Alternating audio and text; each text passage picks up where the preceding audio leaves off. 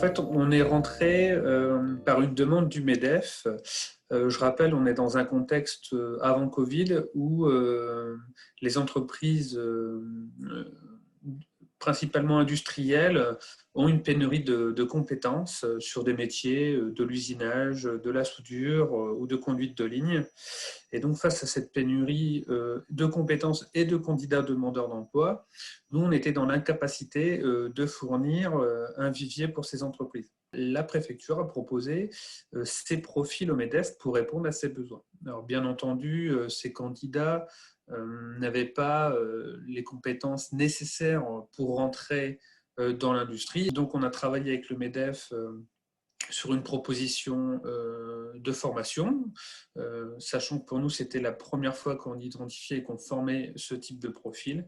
Et donc, on a rencontré la préfecture pour travailler sur le sujet. Je rappelle, Proméo, on est un organe de formation de l'UMM, de l'Union des industries et des métiers de la métallurgie. Donc, on avait dans notre réseau des pôles formation, déjà des pôles qui avaient initié ce type de projet. Pourquoi on s'est inscrit dans cette démarche? Principalement pour répondre à la pénurie de compétences et de candidats demandeurs d'emploi sur les métiers en tension. Donc, on a tous travaillé sur un but commun, c'était notamment de répondre à un appel à projet qui était pour former les BPI déposés par la Caisse des dépôts. Donc, on a essayé de proposer un parcours intégrant donc la partie avec Coalia, qui est la partie accompagnement social, hébergement et logement. Nous, de notre côté, la partie formation. Bien sûr, il y a une partie mobilité. On est sur une zone rurale, donc ça, c'est primordial. Donc là, on a rajouté un acteur qui s'appelle JT. Et puis ensuite, on a essayé de travailler sur un parcours d'intégration qui permettait d'amener au niveau nécessaire les candidats sur le français pour qu'ils puissent ensuite intégrer sur de la formation, conduite, donc le code et puis de la conduite, et puis la partie métier, pour lequel nous, on avait une expérience, soit sur les demandeurs d'emploi, mais même sur des candidats BPI qu'on avait, mais pas sur une promo complète, notamment sur des individus qui venaient sur des actions région. Donc le partenariat s'est plutôt très bien passé. On était chacun dans notre cœur de métier. On apportait notre pierre à l'édifice. Et c'est vraiment ce mode projet et cet appel à projet qui a fait qu'on a travaillé de façon importante sur le même but.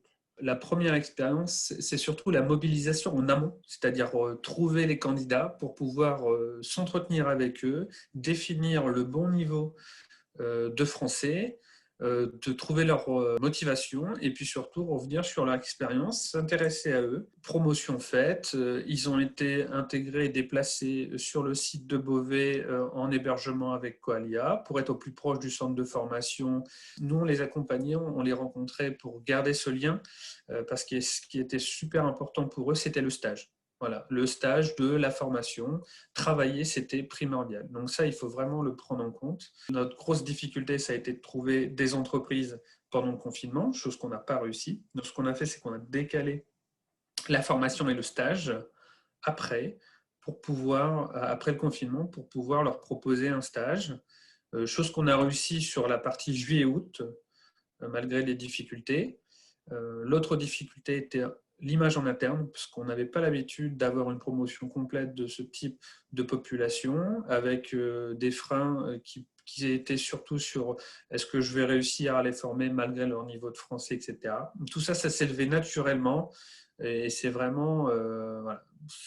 Ça a été un faux problème, en tous les cas, de notre côté, même si on n'avait pas l'expérience. Les difficultés, je dirais qu'il n'y en a pas eu plus que sur un groupe standard de demandeurs d'emploi.